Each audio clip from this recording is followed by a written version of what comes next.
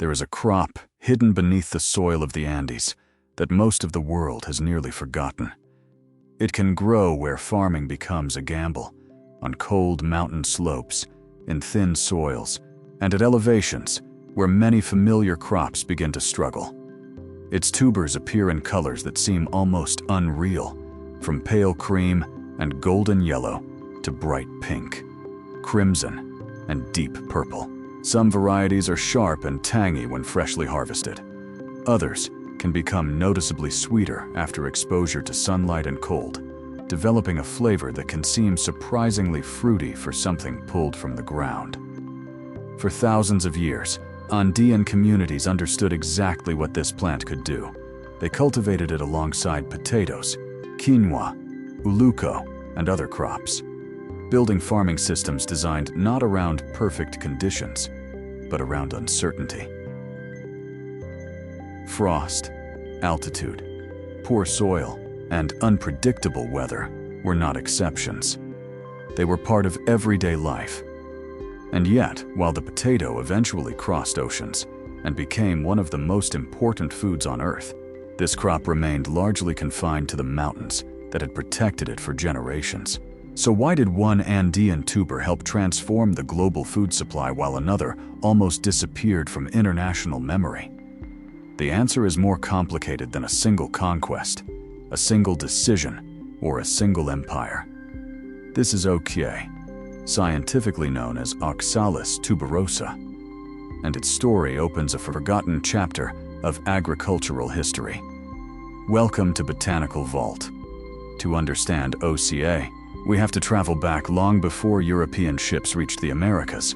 Across the Andes, ancient farmers were already experimenting with crops in one of the most demanding agricultural environments on Earth.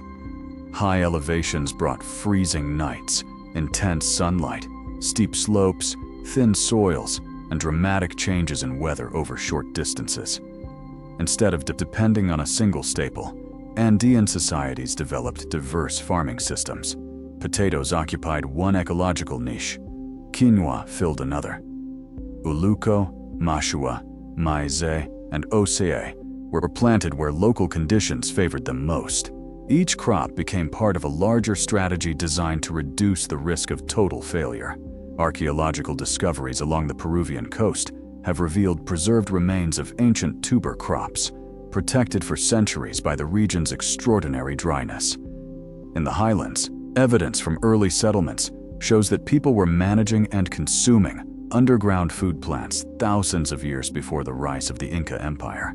The exact timeline of OCA domestication remains debated, but one fact is clear.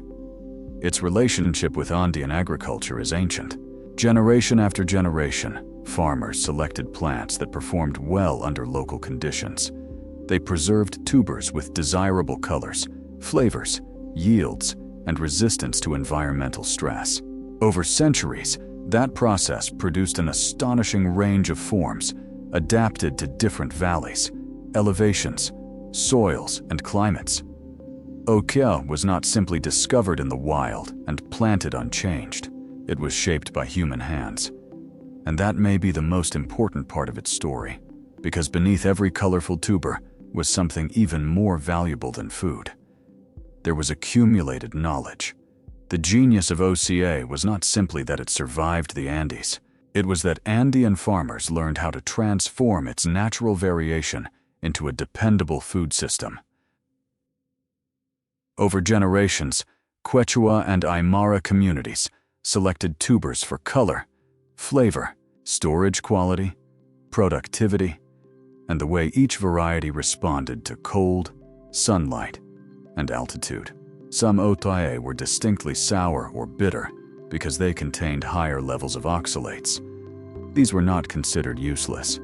Farmers developed ways to process them, using water, cold nights, sunlight, and drying to reduce harsh flavors and extend storage. Other varieties were naturally sweeter. After harvest, they could be left in the sun for several days.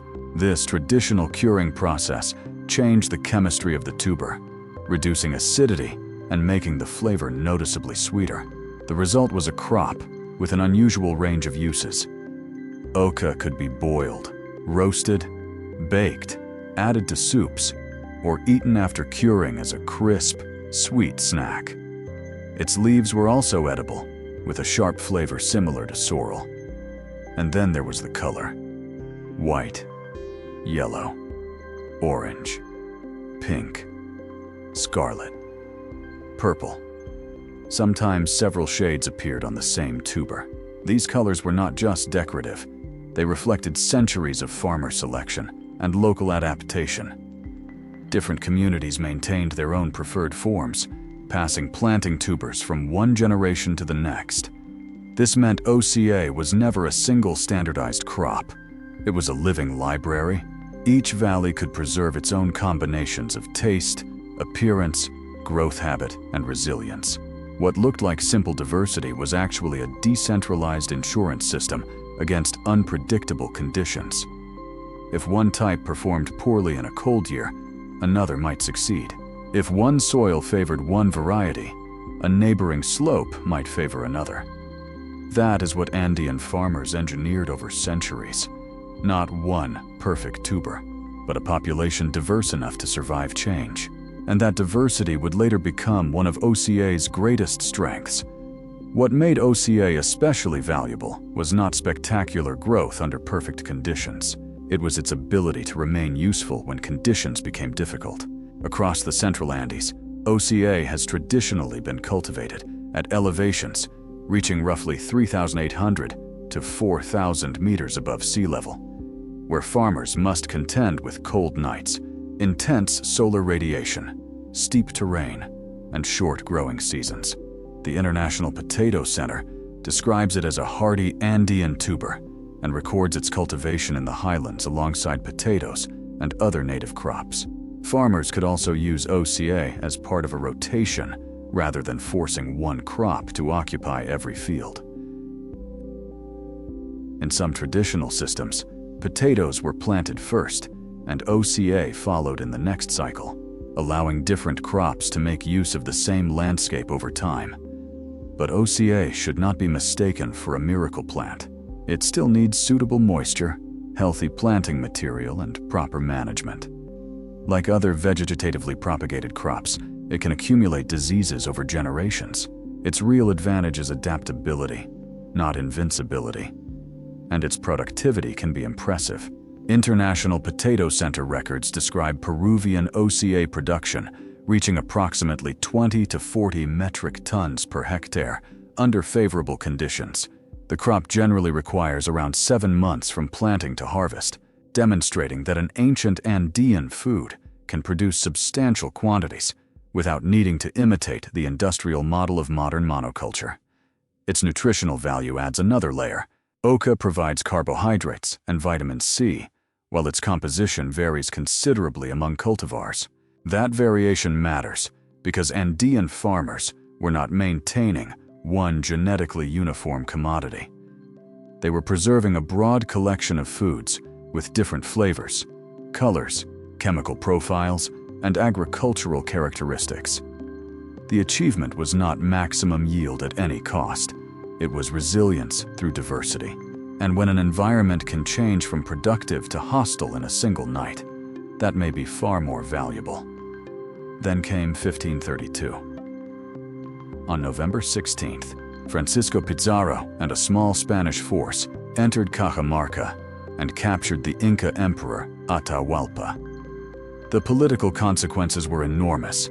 Within a generation, the structures that had organized much of Andean life were being disrupted by war, disease, forced labor, tribute demands, missionary activity, and the redistribution of land. Agriculture changed with them.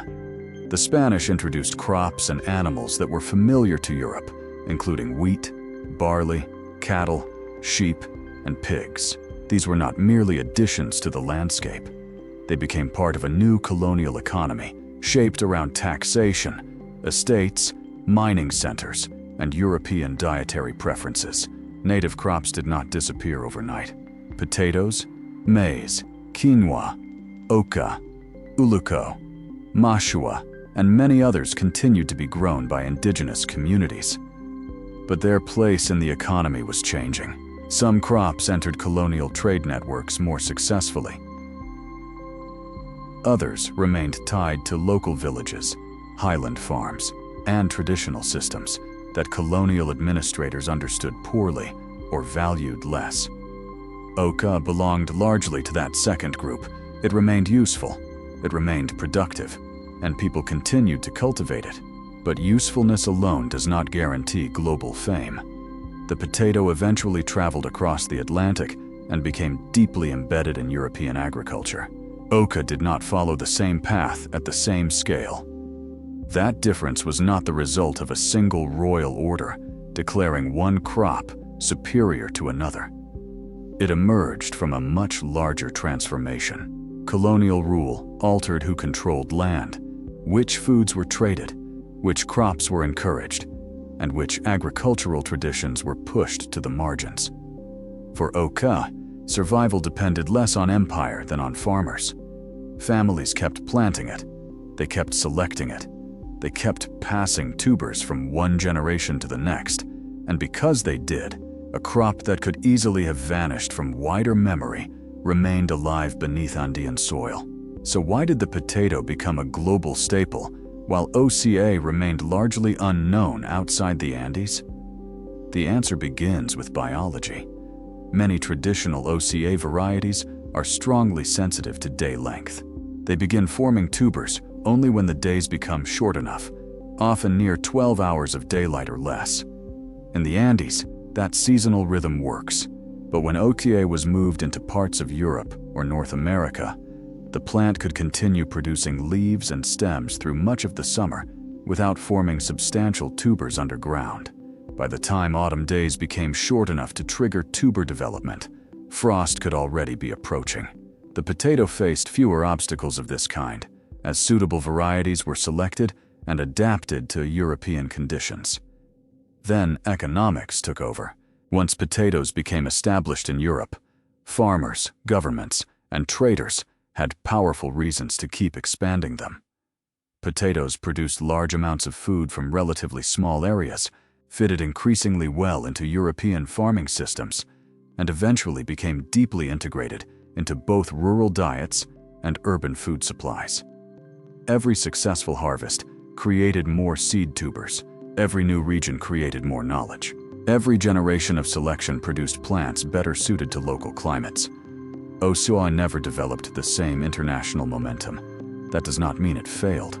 It means the two crops entered history through very different doors. The potato became part of an expanding global agricultural network.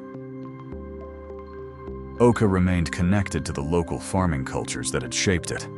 And that distinction matters, because history often remembers the crop that travels farthest, not necessarily the crop that was most valuable in the place where it began. For centuries, Oka continued quietly in Andean fields, while the potato conquered kitchens across Europe, Asia, Africa, and eventually much of the world.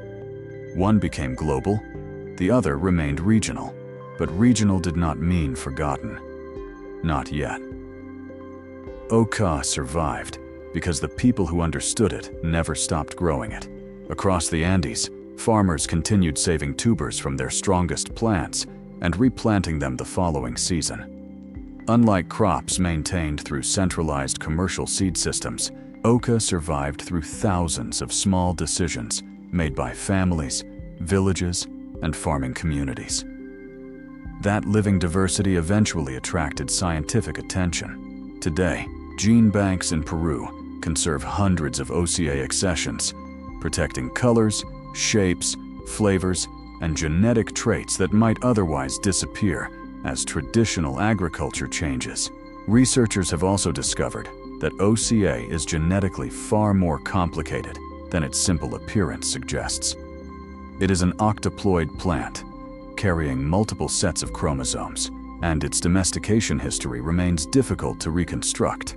Scientists, including botanist Eve Emschwiller, have used genetic analysis to investigate relationships between cultivated OCA and wild relatives, revealing a crop shaped by a long and complex evolutionary history. But the most important conservation work still happens outside laboratories. It happens whenever a farmer chooses which tubers to save, whenever a family keeps an old variety alive because of its flavor, color, or ability to perform on a particular mountainside. The crop survived conquest, economic change, and centuries of neglect, not because someone preserved it in a museum. It survived because people kept planting it. And eventually, Oka would find another home thousands of kilometers from the Andes. Oka's story did not end in the Andes. By the 19th century, the crop had crossed the Pacific and reached New Zealand, where it found conditions that allowed it to establish itself far from its original home. There, Oka became known simply as the New Zealand yam, although botanically it is not a true yam at all. For more than a century, New Zealand growers have cultivated it as a table vegetable. The tubers are roasted, boiled, or added to meals much like potatoes, while their bright red, orange, yellow, and pink skins make them immediately recognizable. Its success there revealed something important. Oka was never incapable of traveling beyond the Andes.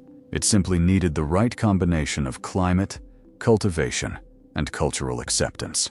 A crop that remained obscure across most of the world had quietly built a second home thousands of kilometers away. And that raises a larger question. Could this ancient tuber have a place in the agriculture of the future? Today, Okoi remains a reminder that food security does not always come from inventing something new. Sometimes, it comes from remembering what already worked. Its colorful tubers, tolerance for cool highland conditions, and extraordinary farmer-maintained diversity make it valuable at a time when agriculture is facing increasingly unpredictable weather and pressure to depend on fewer crops. Oka is not a miracle solution. It has limitations. Many varieties remain sensitive to day length, and successful cultivation still depends on climate, soil, and careful management. But that is exactly the point. The future of farming may not depend on finding one perfect crop. It may depend on preserving many different answers. For centuries, Andean farmers kept one of those answers alive beneath the soil. The potato changed the world. Oka reminds us how much agricultural knowledge the world has yet to rediscover. Subscribe to Botanical Vault. The next vault opens soon.